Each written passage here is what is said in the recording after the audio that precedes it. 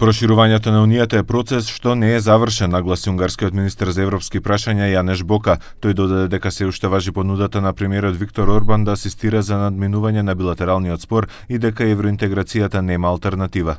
I hear time and again in the European Union that there is a new enlargement enthusiasm in the European Union. I hope that this is indeed the case, and if it is so, then Western Balkans should be one of the most important beneficiaries of this new enlargement enthusiasm, and the Hungarian government and Hungary works to this end.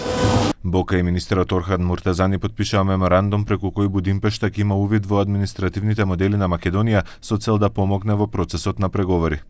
Со овој чекор, Северна Македонија и Унгарија уште еднаш покажуваат дека Европа не е само географија и бирократија, туку заедничка цел, заеднички вредности и заедничка увереност дека политиката на проширувањето е една од најважните стратешки цели на Европската унија. Бока ги коментираше и односите Будимпешта-Брисел, особено по блискоста со администрацијата на Доналд Трамп, потенцирајќи дека Унгарија се залага за промена на фундаментите на Унијата. The Hungarian government has never shied away from representing its position strongly in the European institutions, and we are always open to discuss, and we are always open to conduct these political debates that are needed to steer the European Union in the right direction.